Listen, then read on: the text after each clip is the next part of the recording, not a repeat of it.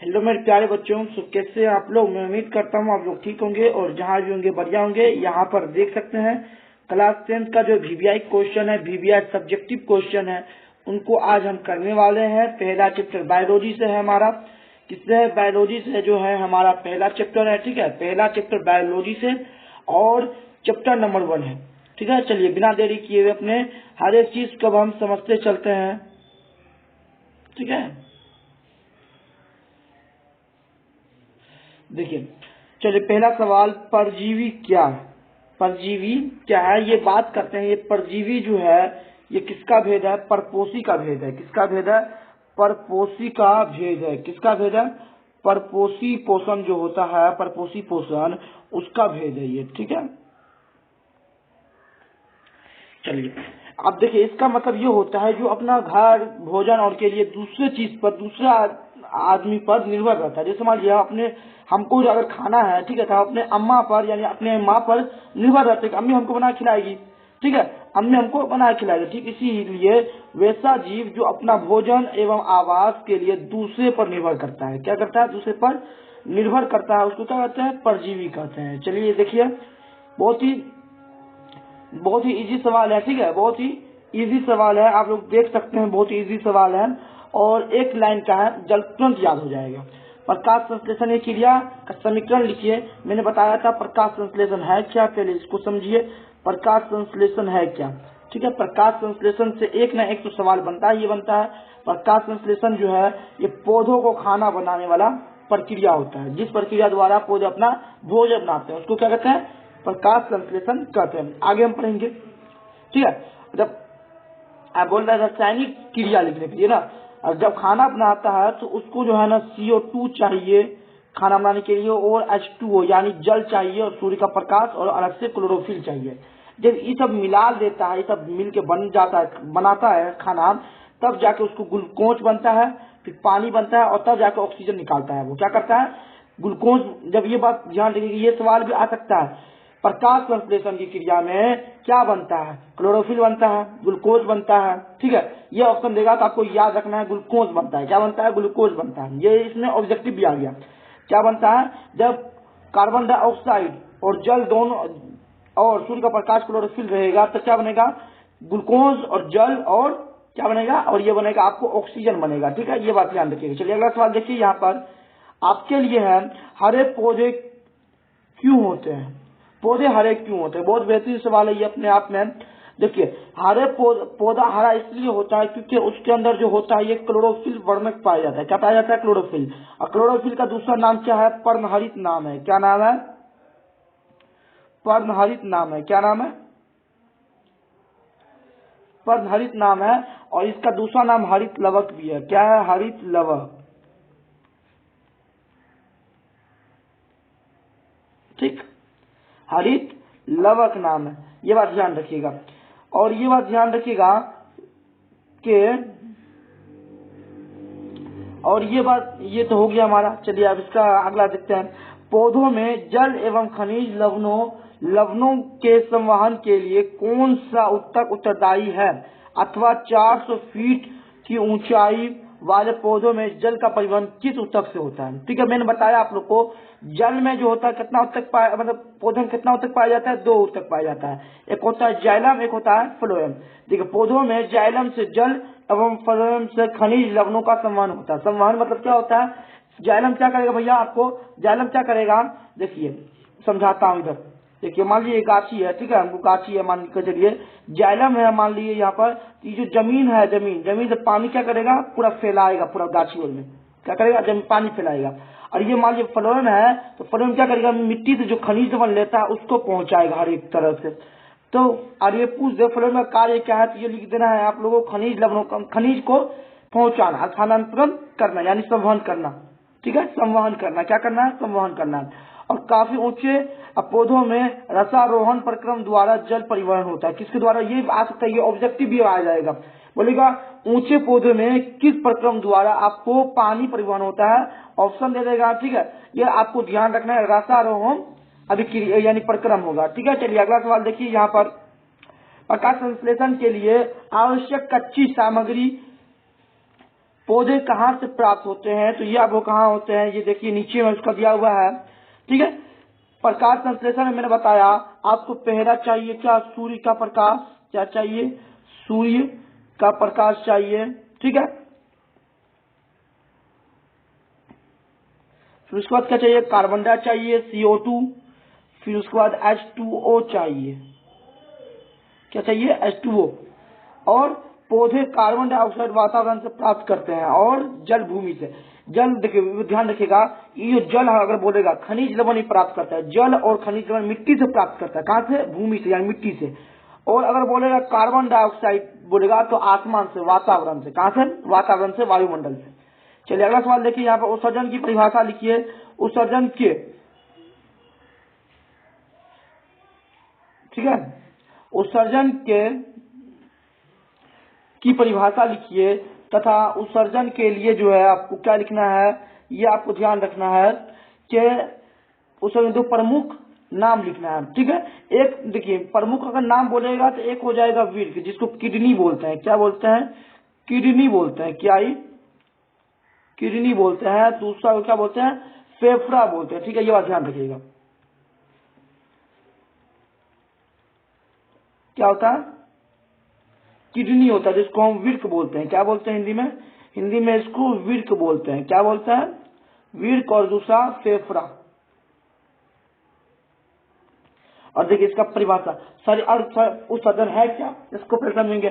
शरीर से जो हमारा अपशिष्ट पदार्थ निकलता है, क्या निकलता है, अपशिष्ट पदार्थ, जो खराब चीज होता है, जैसे मल मूत्र, ठीक है, ये सब जो निकलता है उसको क्या कहते हैं, उसको उत्सर्जन कहते हैं। चलिए अगला सवाल देखिए, सूर्य का प्रकाश किस प्रकार के पोषण के लिए आवश्यक है, स्वपोषी और सौर प्रकाश स्वपोषी पोषण के लिए आवश्यक है, ये बात ध्यान रखिएगा, ये बात ध्यान रखिएगा। स्वपोषी पोषण जो होता है, स्वपोषी पोषण, उसमें क्या होता है, सूर्य का प्रकाश से ही खाना बनता है। ठीक है, और स्वपोषी पोषण है कौन, हरा पौधा जो होगा ये हमारा स्वपोषी पोषण होगा। कौन सा पोषण होगा, स्वपोषी पोषण होगा, ये बात ध्यान रखिएगा। चलिए ठीक है, अगला ये देखिए यहाँ पर लिखा हुआ है, देखिए अर्थात हरे पौधे प्रकाश के प्रकाश संश्लेषण क्रिया पर कर भोजन निर्माण करते हैं, यह भोजन स्वपोषी एवं विश्वपोषी और घटकों तक जाती है।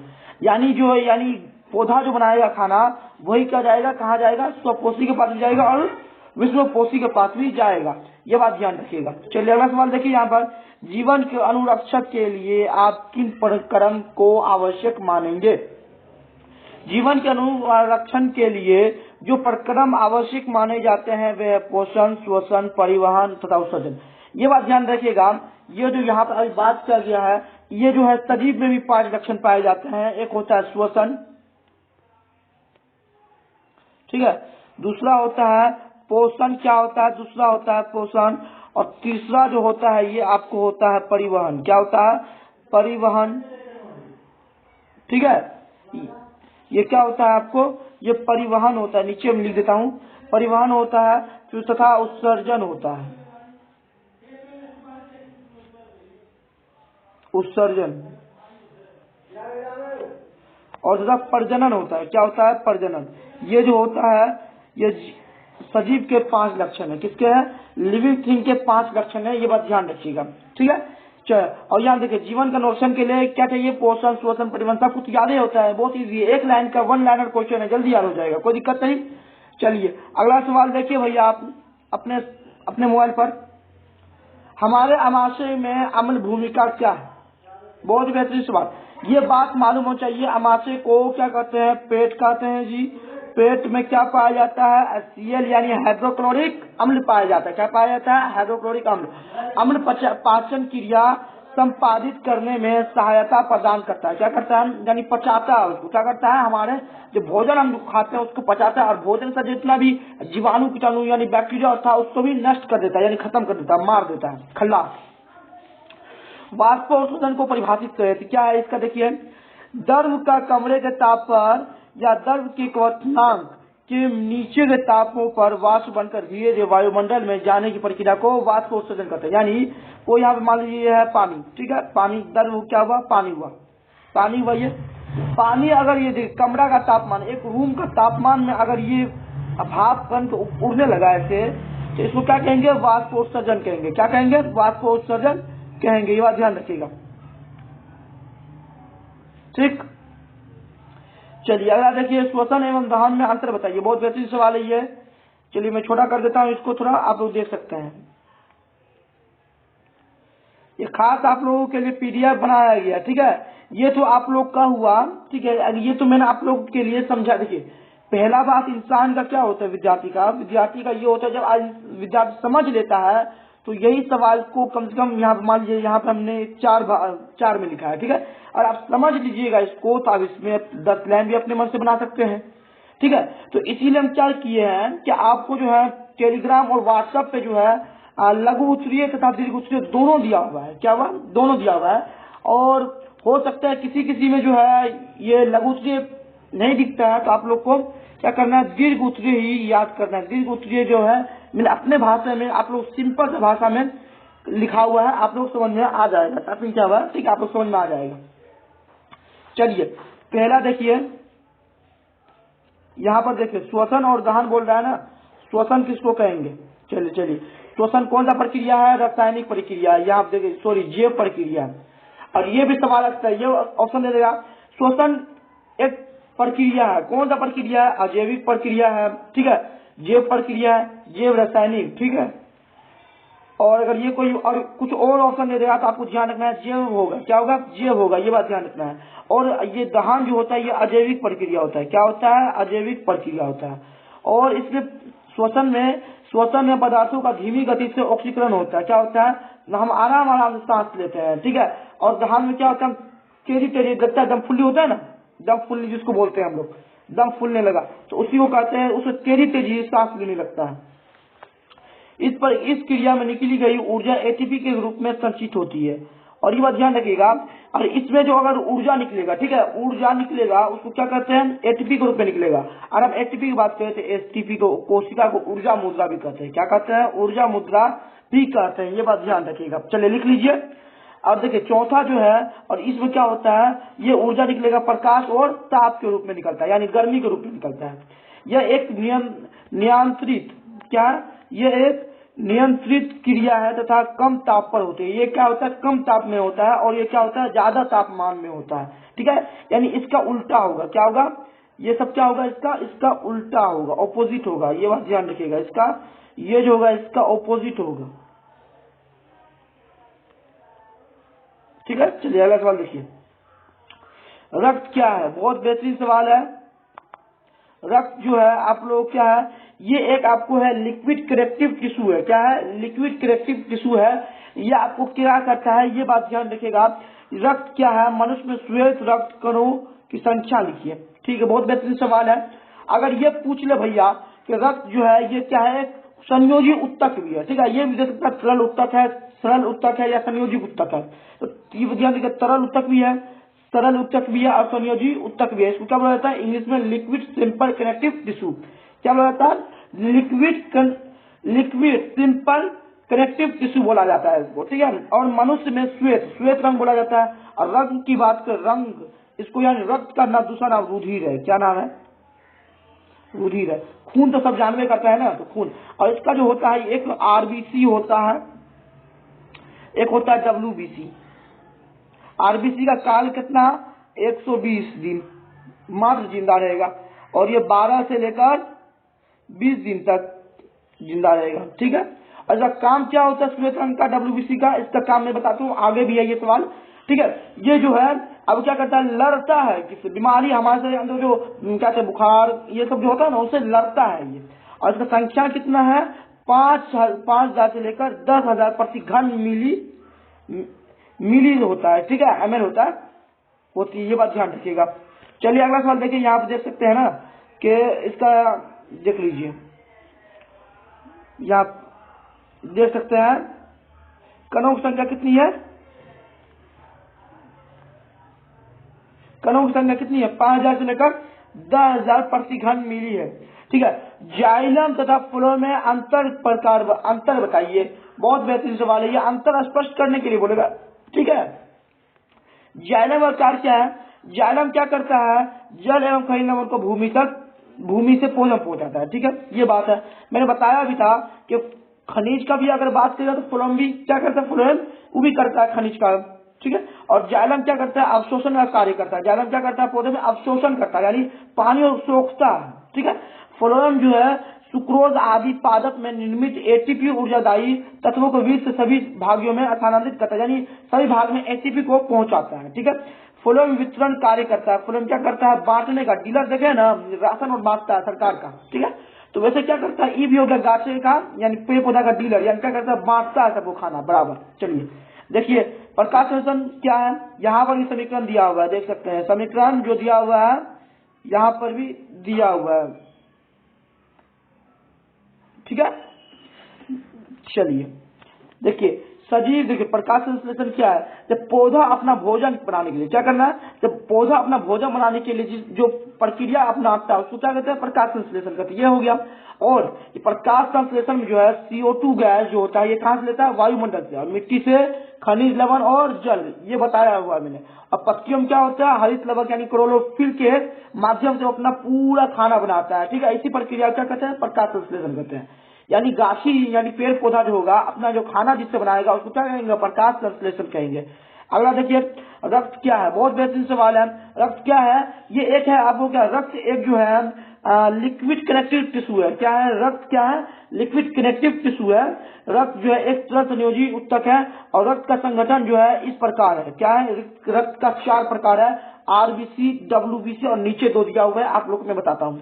देखिए आरबीसी जो होता है, ठीक है, कोई भी आरबीसी जो होगा, कितना बड़ा मतलब आरबीसी इंसान का हो या कोई सा जानवर का, आरबीसी में केंद्रक नहीं पाया जाता है। देखिए ये केंद्रक विहीन संरचना होती है, इसमें केंद्रक नहीं पाया जाता। लेकिन अगर मैं बता दूं, अपवाद में लिख लीजिए, अपवाद, अपवाद में लिख लीजिए कि ये लामा, लांबा एक जानवर होता है, ठीक है, लांबा और ऊंट, ऊंट के खून में क्या होता है, आरबीसी में क्या होता है, आपको ऊंट के खून में आर केंद्रक पाया जाता है। यह लिख लीजिए अपवाद में, लामा और ऊंट में क्या पाया जाता है, केंद्रक पाया जाता है। इसमें हीमोग्लोबिन उपस्थित होता है। ये वजह के लाल रक्त जो होता है, लाल रक्त कणिका, इसमें क्या होता है, ये हीमोग्लोबिन की वजह से लाल होता है। क्या होता है, हीमोग्लोबिन की वजह से लाल होता है, ये बात ध्यान रखिएगा। चलिए ठीक है। और ये जो होता है ये ऑक्सीजन, कार्बन डाइऑक्साइड, ये ऑक्सीजन और क्या होता है, कार्बन डाइऑक्साइड का वाहक होता है। क्या होता है, कार्बन डाइऑक्साइड और ऑक्सीजन का वाहक होता है। चलिए और इसका अगर मैं बात करूं, ये उसका स्क्रीनशॉट ले लीजिए आप लोग, ठीक है इसका। चलिए बहुत बेहतरीन सवाल है, हो गया, हो गया ना। चलिए अब एक और लिख लीजिए इसमें, आरबीसी में, आरबीसी का कार्यकाल, यानी कार्यकाल में मतलब ये होता है उसका जीवन अवधि। क्या होता है, जीवन अवधि, जीवन कितना होता है, 120 दिन, और डब्ल्यूबीसी का 12 से 20 दिन तक, ठीक है। यह केंद्रीय संरचना, यानी आरबीसी में केंद्रक होता है, डब्ल्यूबीसी में क्या होता है, ये क्या होता है, केंद्रक होता है और हानिकारक जीवाणु को नष्ट करता है। यानी ये क्या करता है, इसका काम क्या है भैया, जैसे पुलिस का काम है हम लोग सुरक्षा देना, तो क्या करता है, हमारे शरीर का सिपाही है, क्या करता है, जो हमारे शरीर जो बैक्टीरिया आता है उसको क्या करता है, रोग और आता है बीमारी, और उसको खत्म करने का काम करता है। क्या करता है, रोग क्या करता है, रोग जो है, रोग क्या करता है, रोग से लड़ता है। क्या करता है, रोग से लड़ता है, क्या है, ठीक है, लड़ता है, ये बात ध्यान रखिएगा। चलिए देखिए अगला, देखिए आप यहाँ पर देखिए पट्टिकाणु है, पट्टिकाणु कोशिका है। पट्टिकाणु कोशिका जो है ये ज्यादा पूछता नहीं है, ठीक है, लेकिन तब भी मैं बताता हूँ। पट्टिकाणु का दूसरा नाम है प्लेटलेटस। क्या है, प्लेटलेटस,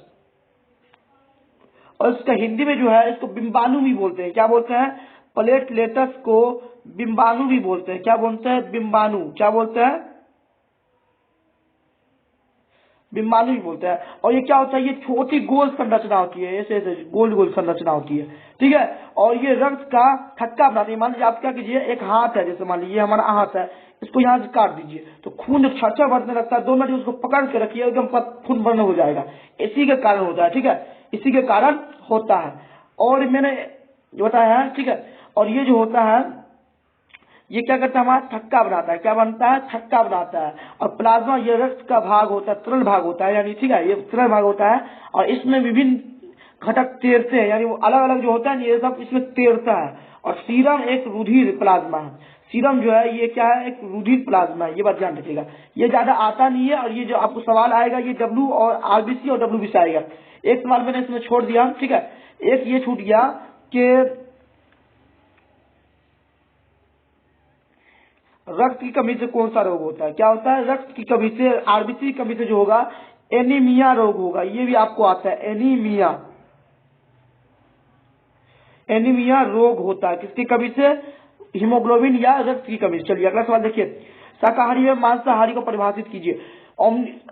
हर्बीवोरस एंड कार्निवोरस को परिभाषित करना है, ठीक है। शाकाहारी एवं मांसाहारी, जो खाली क्या करता है, जो खाली साग सब्जी खाता रहता है, ठीक है, साग सब्जी यानी घास फूस खाता रहता है, उसको क्या कहते हैं, शाकाहारी कहते हैं। जैसे अभी मनुष्य है, तो मनुष्य में क्या है, मनुष्य में भी दो भाग है, ठीक है। एक होता है शाकाहारी, एक होता है सर्वाहारी, एक होता है यानी एक होता है शाकाहारी, दूसरा मांसाहारी और तीसरा होता है सर्वाहारी। सबको मालूम है, बच्चे पढ़े होंगे 2-3 क्लास में, कि शाकाहारी जो घास फूस ज्यादा खाता है, सब्जी, और उसका जैसे बकरी हो गया, हाथी हो गया, ये सब क्या खाता है, ये सब क्या खाता है, ये आपको साग सब्जी ज्यादा खाता है। और मांसाहारी जो खाली मांस और खाता है, क्या, जैसे हो गया सांप हो गया, फिर उसके बाद इंसान भी तो मांस भी खाता है और सब्जी भी खाता है, ये बात ध्यान रखिएगा। इंसान जो है सर्वाहारी होगा, बाघ हो गया, ये सब हमारा क्या है, मांसाहारी। चलिए, श्वसन एवं श्वासोच्छ्वास, सांस लेने में क्या अंतर होता है, ठीक है, ये बात ध्यान रखिएगा कि दोनों का अंतर जो है यहाँ पर दिया हुआ है, यहाँ पर दिया हुआ है, ये बात ध्यान रखिएगा, ठीक है। चलिए देखिए,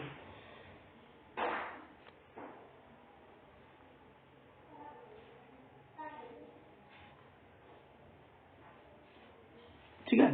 चलिए देखिए, श्वसन जो होता है ये एक जैव रासायनिक प्रक्रिया है। यहाँ पर अभी देखा, ऊपर भी मैंने देखा, ऊपर मैंने देखा हमने दहन एवं क्या, श्वसन एवं दहन, ठीक है।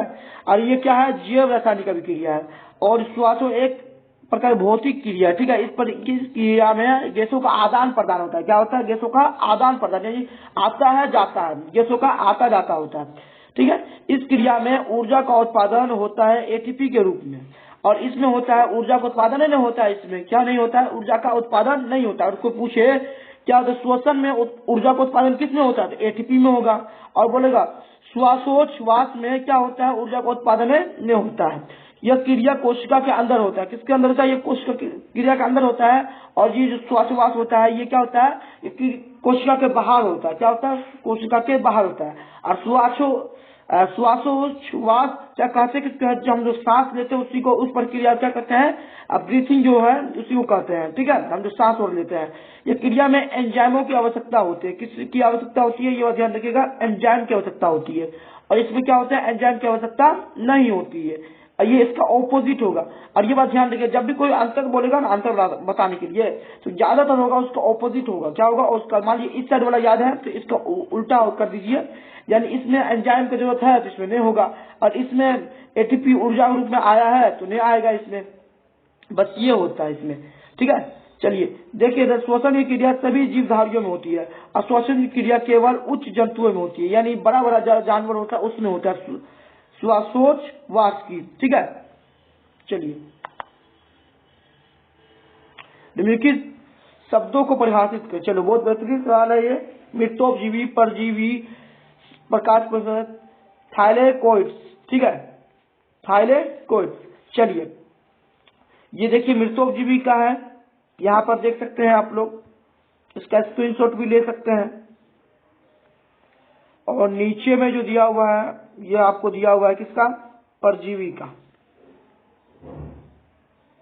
चलिए देखिए, मृतोपजीवी होता है, क्या करता है, मरा हुआ जीव जो होता है, सड़ा गला जीव होता है, उसको खाना स्टार्ट करता है। क्या करता है, उसको खाने वाला जीव जो होता है उसको क्या करते हैं, जैसे फफूंदी हो गया, कवक जिसको बोलते हैं फफूंद, क्या करता है, मरा हुआ जीव वो खाता है। क्या करता है, जैसे मान लीजिए कोई जानवर मर गया, गिद्धोर, उसको क्या करता है, अंदर यानी खाता रहता है, उसको क्या बोलते हैं, क्या कहते हैं, उसको मृतोपजीवी कहते हैं। और खमीर जो होता है, जैसे मशरूम, जीवाणु, ये सब क्या करता है हमारा, ये क्या करता है आपको, ये क्या करता है, मरा हुआ जो जानवर होता है उसको खाना स्टार्ट कर देता है, ठीक है। और ये देखिए यहाँ पर कि आप लोग, और परजीवी जिसको कहते हैं, परजीवी जो होता है अपना भोजन के लिए दूसरा पर निर्भर रहता है, ठीक है, किसमें, दूसरा पे, जैसे एमरबेल हो गया, ठीक है, एस्केरिस हो गया यानी गोल कृमि, जू आदि, ये सब क्या होता है अपने भोजन के लिए किसी दूसरे पर, जैसे मान लीजिए जू हो गया जिसको हम लोग कहते हैं, और जो गांव में होंगे उसको क्या सुने होंगे ढीला जिसको बोलते हैं, ठीक है, ढीला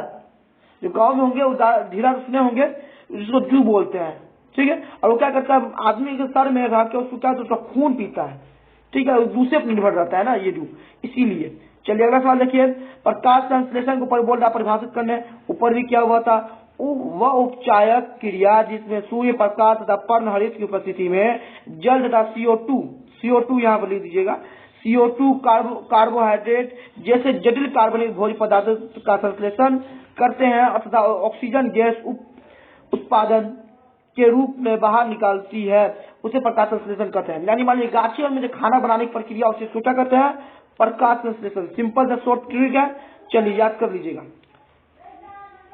ठीक है। थाइलेकोइड्स ये क्या है, स्टोमेटा के अंदर जो पटलिका है, ठीक है,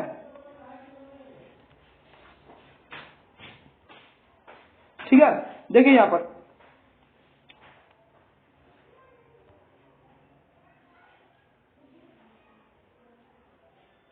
ये देखिए स्टोमेटा जो होता है, ये मान लीजिए पत्ती है, इसके अंदर छोटा छोटा छिद्र होता है, इसको क्या कहते हैं, स्टोमेटा कहते हैं। क्या कहते हैं इसको, स्टोमेटा कहते हैं, इसको रंध्र बोलते हैं इंग्लिश में, ठीक है।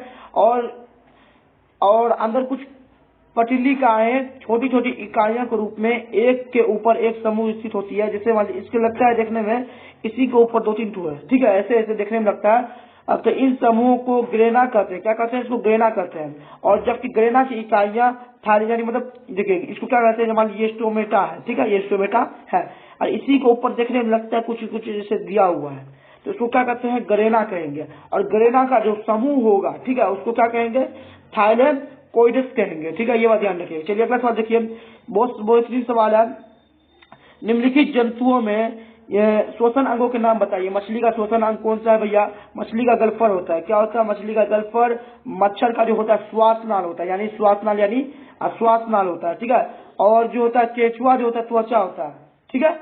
कुत्ता का फेफड़ा होता है, मनुष्य का भी फेफड़ा होता है। और ये बात करें कॉकरोच का, किसका, कॉकरोच का, ये बात ध्यान रखिएगा, कॉकरोच जो होता है, ये कॉकरोच जो होता है ये भी आपको क्या होता है, त्वचा होता है, इसका क्या होता है, त्वचा होता है, ठीक है, ये बात ध्यान रखिए। चलिए अगला सवाल देखिए, स्वयं पोषी एवं विश्व पोषी में क्या अंतर है, तो ये ध्यान रखिए, ये निम्न अंतर है, नीचे दिया हुआ है, उसको समझना। चलिए देखिए, स्वपोषी जो होगा स्वयं अपना खाना बनाएगा, क्या बनाएगा, अपना खाना स्वयं बनाएगा। और वे जीव जो प्रकाश संश्लेषण क्रिया एवं द्वारा सरल कार्बनिक यौगिक के जटिल कार्बनिक पदार्थों का निर्माण करते हैं तथा अपना स्वयं पोषण करते हैं, उन्हें स्वयं पोषी कहते हैं, जिसको स्वपोषी बोलते हैं, ठीक है। और उदाहरण के सभी हरे पौधे जितना भी है सब। और युग्लिना जो है ये भी क्या करता है, ये भी स्वपोषी माता। और जो अपना खाना खुद नहीं बनाता है उसको क्या कहते हैं, विश्वपोषी कहते हैं। क्या कहते हैं, दूसरे पर निर्भर रहता है, इस पे निर्भर रहेगा, ठीक है। ये जो है ये युग्लिना को छोड़कर जितना भी जीवाणु कीटाणु होगा ये सब क्या होगा, विश्वपोषी होगा, ये बात ध्यान रखिएगा। और ये बात ध्यान रखिए, इसका उल्टा होता है, ये क्या होता है, इसका ऑपोजिट होता है। ये हमारा अब ये 2 सवाल लास्ट है, ठीक है। तो उसके बाद हम लोग तब नेक्स्ट वीडियो में मिलेंगे, नेक्स्ट चैप्टर में। अमाशय में अम्ल की क्या भूमिका, अमाशय में अम्ल की क्या भूमिका है, और ये अथवा मनुष्य के अमाशय में HCl अम्लसावित होता है, कैसे कार्य करता है। अमाशय में जो होता है देखिए, अमाशय की भित्ति की उपस्थिति जठर ग्रंथियों से हाइड्रोकोल अम्ल उत्पन्न करता है, यह अम्लीय माध्यम तोड़ करता है, ठीक है। जैसे मान लीजिए हम जो खाना खाते हैं हमारे पेट में क्या है, जैसे मान लीजिए पेट है हमारा, इसमें क्या है, HCl रहता है। और HCl जो होता है ये बात ध्यान रखिएगा, ये क्या होता है, और ये क्या करता है, एंजाइम जो होता है हमारा खाना को पचाता है, क्या करता है, पचाने का काम करता है, ये भी बात ध्यान रखिएगा। और ये बात ध्यान रखिए यहाँ पर, ये भोजन के साथ आए जीवाणु को भी नष्ट करता है, क्या करता है, जीवाणु और को जो गंदगी और कीटाणु रहता है उसको नष्ट करता है। और भाग उपस्थित Ca को कोमल बनाता है, Ca जो होता है कैल्शियम उसको कोमल बनाता है। और पाइलोरिया छिद्र से खुलने आबंद होने पर नियंत्रण रखता है, यानी खुला यानी छिद्र जो होता है, पाइलोरिक छिद्र जो होता है उस पर नियंत्रण भी रखता है, ठीक है। और ये निष्कर्षीय एंजाइमों सक्रिय अवस्था में लाता है, और जो निष्कर्ष एंजाइम है उसको सक्रिय अवस्था में भी लाता है ये HCl। ठीक है, ये ध्यान रखिएगा। ये लास्ट सवाल हो गया हमारा। ठीक है, और इसका जो PDF कोड है ये सारा आपको मिल जाएगा टेलीग्राम पे, आप लोग वहां से भी उठा सकते हैं। चलिए, ये बात ध्यान रखिएगा कि चाहे आपको टेलीग्राम से उठाना हो टेलीग्राम से ले लीजिएगा, आप डाउनलोड कर दीजिएगा, या व्हाट्सएप जो है आप व्हाट्सएप चलाते हैं तो व्हाट्सएप से भी आप लोग कर सकते हैं, कोई दिक्कत नहीं। श्वसन के लिए ऑक्सीजन प्राप्त करने की दिशा एक जलीय जीव की अपेक्षा स्थलीय जीव किस प्रकार लाभप्रद है। यानी हम क्या है, अखंडीय जीव है। ठीक है, हम स्थल पे रहते हैं, हम क्या लेते हैं, वायुमंडल से ऑक्सीजन और लेते हैं। क्या लेते हैं, वायुमंडल से ऑक्सीजन लेते हैं। और जलीय जीव क्या होता है, जल का मैंने लिखाया हुआ था आप लोग को H2O। ठीक है, H2O इसमें क्या है, ऑक्सीजन है। क्या इसमें ऑक्सीजन है, और क्या करता है, मछली को छानता है, यानी छानता है, पानी को छान के ऑक्सीजन से अपना श्वसन करता है। ठीक है, तो इसी प्रकार जो होता है, यहाँ देख सकते हैं आप लोग,